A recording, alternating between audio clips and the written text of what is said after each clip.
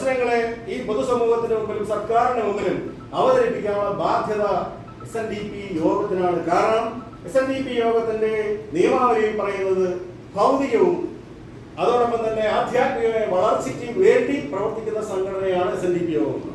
അപ്പോൾ ഭൗതികമായി വളരണമെങ്കിൽ തൊഴിലുണ്ടാകണം, കച്ചവടം ഉണ്ടാകണം, വ്യവസായം ഉണ്ടാകണം, കൃഷി ഉണ്ടാകണം.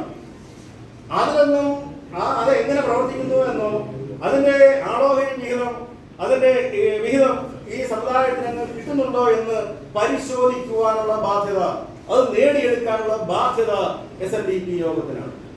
അതിനെപ്പറ്റി ഇപ്പം പറയുന്നില്ല. അവിടെ കഴിഞ്ഞ കുറെ കാലങ്ങളായി ഇദ്ദേഹം പറയുന്നത് എന്താ, എനിക്ക് എന്റെ മകന് എന്തെങ്കിലും കിട്ടണം.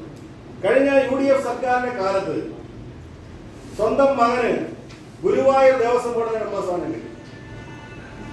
അദ്ദേഹം പറഞ്ഞ സുഭാഷ് വാസുവിന് ദേവസ്വം ബോർഡ് മെമ്പർ സ്ഥാനം കിട്ടി. അദ്ദേഹം പറഞ്ഞ MP ശ്രീകുമാറിന് ദേവസ്വം ബോർഡ് മെമ്പർ സ്ഥാനം കിട്ടി. കോഴി പൗൾട്രി കോർപ്പറേഷൻ അത് അദ്ദേഹം പറഞ്ഞ പത്മകുമാറിന് കിട്ടി. 5 കോർപ്പറേഷൻ കിട്ടി. നിരവധി ആനുകൂല്യങ്ങൾ കിട്ടിയിട്ട് ഈ സമുദായത്തിന് എന്ത് കൊടുത്തു എന്ന് പറയുവാനുള്ള ബാധ്യത വെള്ളാപ്പള്ളി നടേശനും മകനും. ആ MP ശ്രീകുമാറും സുഭാഷ് വാസുവും ദേവസ്വം ബോർഡ് മെമ്പർമാരായിരിക്കുമ്പോൾ ദേവസ്വം ബോർഡ് കോളേജുകളിലും സ്കൂളിലും നടന്ന നിയമനത്തിൽ കോടിക്കണക്കിന് രൂപ കോഴ വാങ്ങി വീട്ടിൽ വെച്ച് എണ്ണിക്കൊണ്ടിരിക്കുമ്പോൾ വിജിലൻസ് പരിശോധന ഇൻകം ടാക്സ് വന്നപ്പോൾ ആ പണവും എടുത്തുകൊണ്ട് ഓടിപ്പോയി എന്ന് അദ്ദേഹത്തിന്റെ മാനേജരായിരുന്ന KK മഹേശൻ അദ്ദേഹത്തിന്റെ ആത്മഹത്യാക്കുറിപ്പിൽ വ്യക്തമായി എഴുതി. വ്യക്തമായ ആത്മഹത്യാക്കുറിപ്പിലുണ്ട്. ഇന്ന് KK മഹേശന്റെ ആത്മഹത്യയെ സംബന്ധിച്ച് ആലപ്പുഴ മജിസ്ട്രേറ്റ് കോടതിയിൽ കേസ് നിലനിൽക്കുകയാണ്. FIR എടുത്തതിന് ശേഷം അന്വേഷണമില്ല. ഞാൻ ഗുരുതരമായ ഒരു ആരോപണം ഉന്നയിക്കുന്നു. ആരോപണമല്ല, ഒരു വസ്തുത പറയാൻ ആഗ്രഹിക്കുന്നു.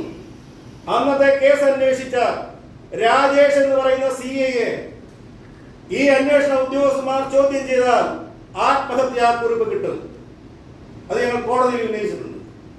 അന്നത്തെ വീഡിയോ, അതായത് ആ പോസ്റ്റ്മോർട്ടത്തിന്റെ അതോടൊപ്പം തന്നെ അവിടുത്തെ മഹസറിന്റെ ഇൻക്വസ്റ്റിന്റെ വീഡിയോ ഉണ്ട്. ആ വീഡിയോ അന്വേഷണ ഉദ്യോഗസ്ഥന്മാർ പരിശോധിച്ചിട്ടില്ല. അന്ന് കണ്ടെടുത്ത ആത്മഹത്യക്ക് ശേഷം കണ്ടെടുത്ത സാധനങ്ങൾ RDO ഓഫീസിലുണ്ട്. അതിന്റെ കെട്ട് പോലും പൊട്ടിച്ച് പരിശോധിച്ചിട്ടില്ല അന്വേഷണ ഉദ്യോഗസ്ഥന്മാർ. പ്രതികളെ ചോദ്യം ചെയ്തിട്ടില്ല അന്വേഷണ ഉദ്യോഗസ്ഥന്മാർ. അതിനെ സംബന്ധിച്ച് ഞങ്ങൾ ആലപ്പുഴ കോടതിയിൽ കൊടുത്തു. ആലപ്പുഴ കോടതിയിൽ റിപ്പോർട്ട് കൊടുത്തെന്ന് പറഞ്ഞത് പറ്റില്ല എന്ന് കോടതി പറഞ്ഞു. നേരിട്ട് അന്വേഷണ ഉദ്യോഗസ്ഥൻ ഹാജരാകാൻ പറഞ്ഞിരിക്കും. ആ കേസിൽ വെള്ളാപ്പള്ളിമാരെ സഹായിക്കുന്ന നിലപാടാണ് സർക്കാർ എടുത്തിട്ടുള്ളത്. മൈക്രോ ഫിനാൻസ് കേസിൽ 24 കേസിൽ പൂർണ്ണമായി കുറ്റവാളികളാണെന്ന് തെളിഞ്ഞതായി ഹൈക്കോടതി റിപ്പോർട്ട് കൊടുത്തു. മാസം 4 മാസത്തിൽ കൂടുതലായി ഇതുവരെ ആ റിപ്പോർട്ട് കൊടുത്തിട്ടില്ല.